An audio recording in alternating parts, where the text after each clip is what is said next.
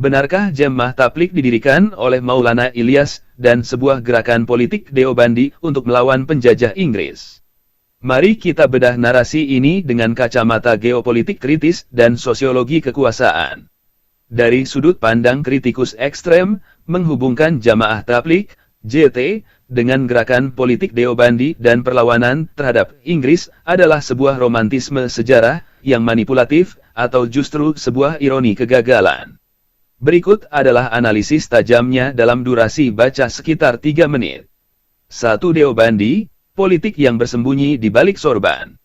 Secara historis, Maulana Ilyas memang tumbuh dari rahim Madrasah Deoband, yang pada awalnya memiliki faksi politik aktif melawan kolonialisme, seperti gerakan resmi Rumal atau Surat Sutra.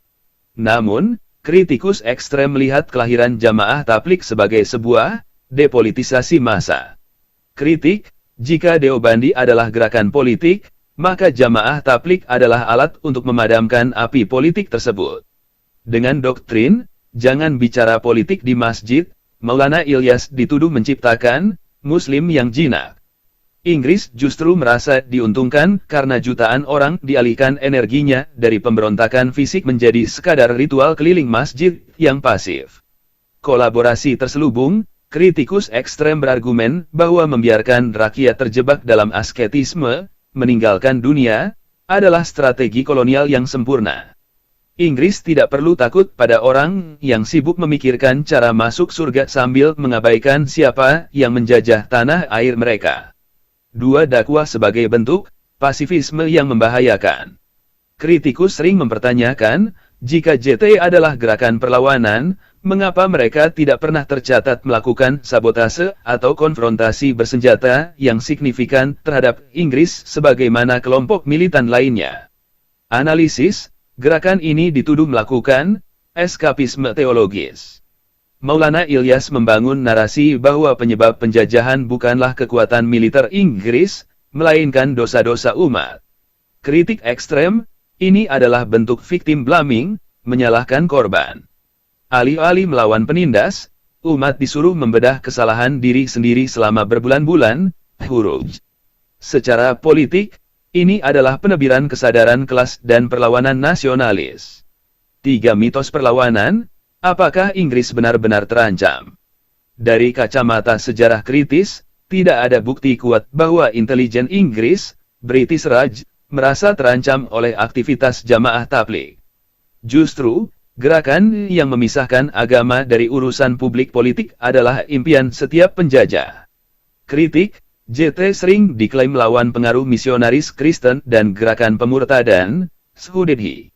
Namun, kritikus melihat ini hanyalah konflik horizontal antar warga lokal yang sengaja dipelihara oleh Inggris agar rakyat tidak bersatu melakukan konflik vertikal melawan penjajah.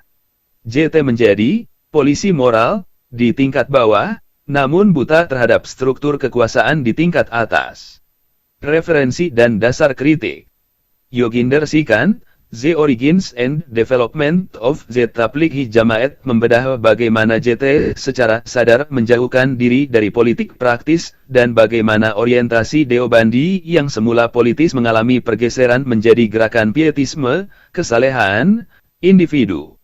Barbara D. Mitchell, Islamic Revival in British India, Deoband, 1860-1900 menjelaskan akar Deoband yang memang bersifat reaksioner terhadap kolonialisme, namun sekaligus menunjukkan bagaimana faksi-faksi di dalamnya, termasuk embrionik JT, lebih fokus pada reformasi internal daripada revolusi eksternal.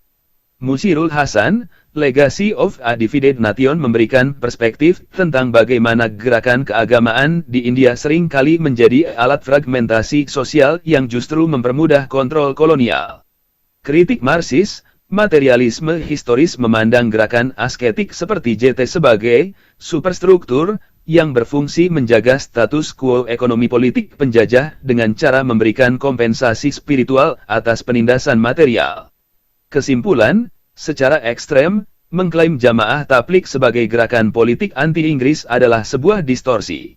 Maulana Ilyas mungkin berniat memperbaiki umat, namun secara objektif, metodenya menciptakan massa yang apatis terhadap struktur kekuasaan. Mereka bukan melawan Inggris dengan senjata, melainkan menyerah pada keadaan dengan dalih memperbaiki iman.